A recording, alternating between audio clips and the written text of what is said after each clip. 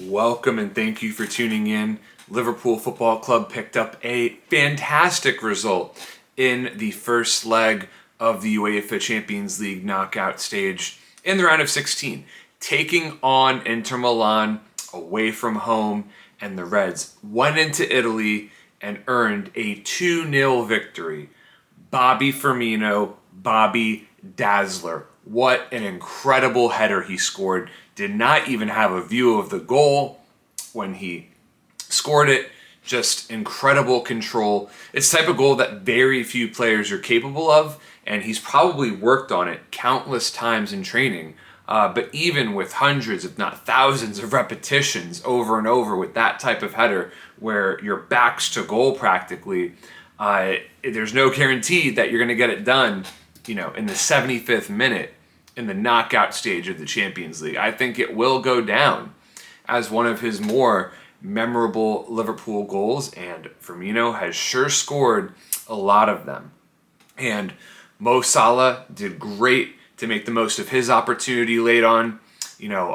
Only the second shot on goal for Liverpool in that match, only 2 shots on goal total.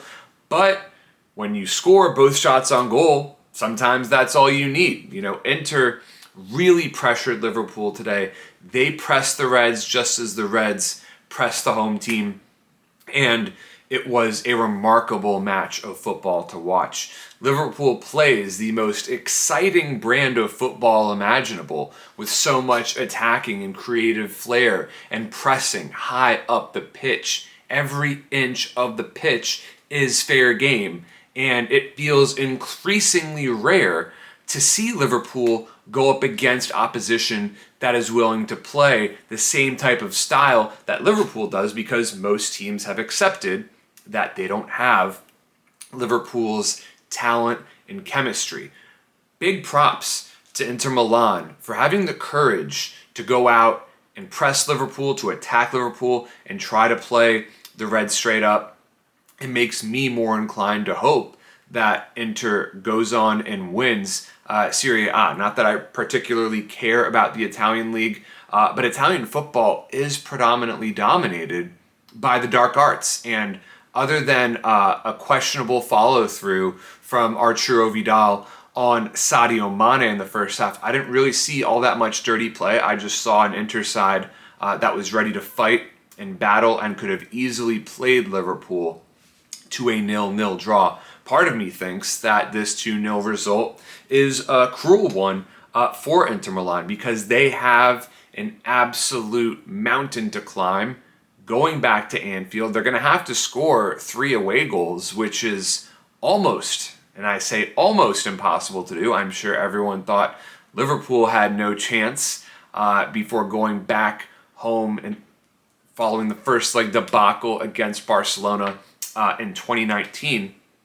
But, Liverpool has a huge advantage at this point, and the team is so loaded. Being able to bring Firmino off the bench, Luis Diaz looked wonderful again today. His ability to integrate into the side almost immediately has been remarkable. It's not something that every Liverpool player has been able to do. And what more can you say about the best player in the world, Virgil van Dijk? Lautaro Martinez was too scared to take on Virgil van Dijk one-on-one, waited for support. For a top-class attacker like Martinez being too scared to take on Big Virg, I think that speaks volumes about the respect Virg commands and the fear he strikes into attackers' hearts.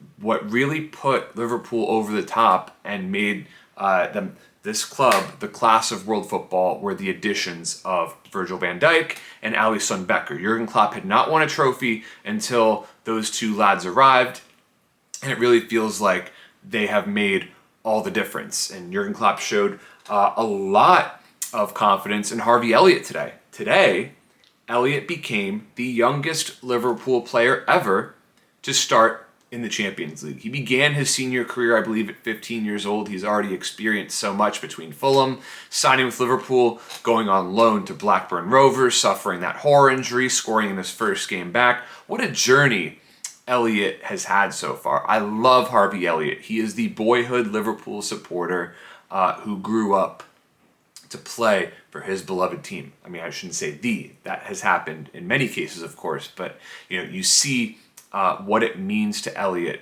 to put on the red.